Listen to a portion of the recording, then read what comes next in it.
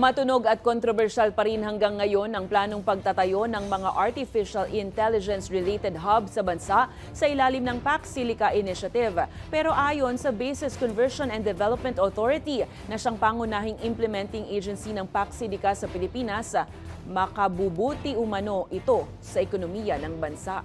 Ang detalye sa Balitang A to Z ni Naomi Almohano. Mahigit isang buwan nang formal na i-anunsyo sa bansa ang pagkakaroon ng PAC-SILICA, ang United States-led initiative na layong magtayo ng artificial intelligence at semiconductor ecosystem, partikular na sa Luzon Economic Corridor.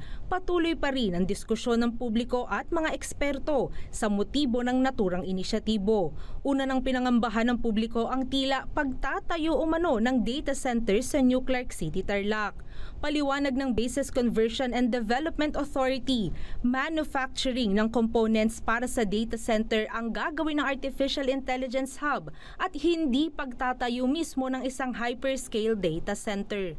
It's purely commercial. Even if we want to have these trillion-dollar companies to invest in our land, this hyperscaler big data center, they won't come, they won't go. Wala tayong kuryente. Pagtitiyak pa ni Bingkang, There's no defense-related activities. There's nothing to fear about that. mayaman ang bansa sa mga mineral na kritikal sa paggawa ng AI components gaya ng chips na ginagamit sa mga gadget. Goal aniya ng bansa na mapaangat ang manufacturing industry nito at makahabol sa mga katabing bansa gaya ng Singapore at Malaysia. Bibigyan din aniya ng inisyatibong ito ng pagkakataon ng mga Pinoy, lalo na ang mga overseas Filipino workers na hindi na mga ibang bansa para magtrabaho. Ang nakikita nga po, hanggang 200 factory kasya doon. Mga 180,000 direct jobs ang pupwede po dito. Susuportahan ito ng mga industries, halimbawa sa Mindanao, sa Visayas, kasi dyan nagagaling ang mga minerals. Nilinaw din ng BCDA na siyang primary implementing agency for PAC-SILICA sa Pilipinas na hindi makokompromiso ang supply ng tubig at kuryente sa Luzon. Base kasi sa inisyal na datos, tinatayang 65 to 90 million liters ng tubig kada araw at 3 gigawatts ng kuryente ang kailangan ng proyekto. Yun po yung goal namin, magkaroon kami ng embedded independent power supply. Hindi kami kukuha, mag-extract ng tubig sa mga areas na outside namin. Halimbawa sa mga areas outside na mayroong kanya-kanyang mga water districts doon. Ang plano aniya, i-impound ang harvested surplus water mula sa mga pinakawalan ng mga dam o ilog, maging ang tubig ulan at ito ang gagawing source ng tubig.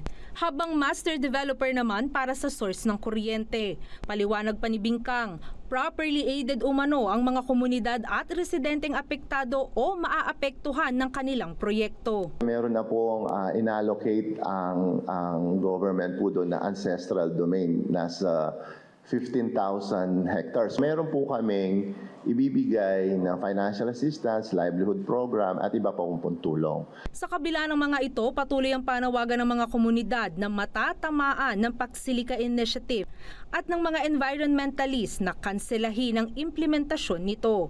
Para sa mga nagkilos protesta sa headquarters ng BCDA sa Taguig ngayong Miyerkules, bukod sa epekto sa kalikasan at pamumuhay, may implikasyon din nila ito sa soberanya ng bansa. Para sa Balitang A to Z, Naomi Almohano.